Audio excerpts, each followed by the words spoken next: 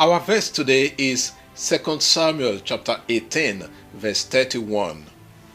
And behold, the Cushite came, and the Cushite said, Good news to my lord the king, for the Lord has delivered you this day from the hand of all who rose up against you.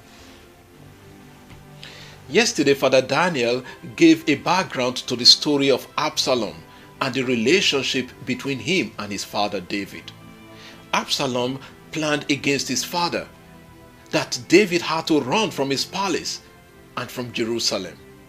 In this way, Absalom declared war on his father. In other words, he had become an enemy to his father. Absalom gathered men and fought against his father. But thanks to Cushite, one of David's confidants, who helped David escape from his hideout. Otherwise, Absalom would have killed him. Read 2 Samuel chapter 17. David then raised men to defend himself and gave a command to Joab, the leader of the army, and the other leaders to deal kindly with his son Absalom. Read 2 Samuel chapter 18 verse 5. Here is Absalom, prepared to kill his father and take over the throne, yet his father wants his life spared. Is there any wonder why David is such a special person in the eyes of God? In those days, you would not spare your enemy, not to talk of the one who has publicly declared that he was after your life. David's army leaders, Joab, Abishai, and Ittai, whom David appointed leaders over 3 groups, prevented David from going into the battlefield to fight against his son. These men led David's army against the people of Israel that Absalom had recruited to fight for him, and they defeated Absalom's men. Meanwhile, Absalom was caught under the thick branches of an oak tree in the forest. Joab was told, and he did not spare his life as David had commanded. He killed Absalom. David was seated between the 2 gates of the city when one of the gatekeepers or watchmen told him that 2 people were running towards the city. There were usually city towers at the gates where the watchmen would overlook whoever was approaching the city. The first man, Ahimaaz, came and could not break the news of the death of Absalom to David. Then comes our verse, and behold, the Cushite came.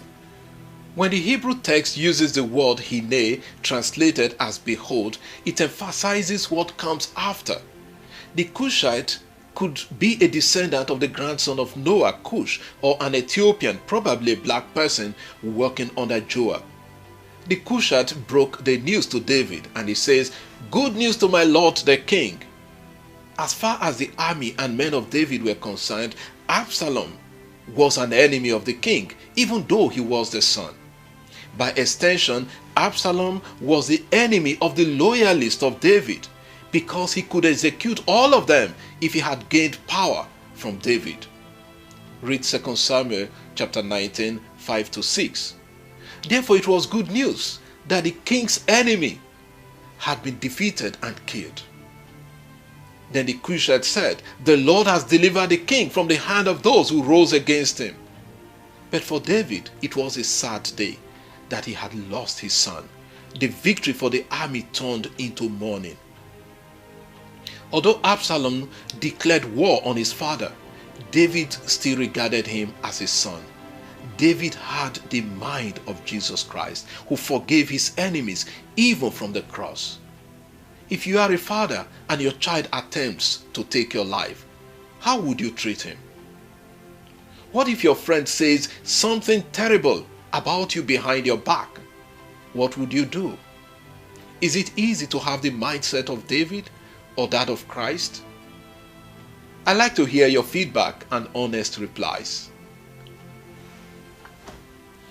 Lord, as we begin this month, please give us the heart to forgive those who have hurt us and may have declared us their enemies. May your spirit at work in us move us to love them and wish them well, rather than expect them dead or wish them evil. Amen. God bless you. Have a lovely day and happy new month.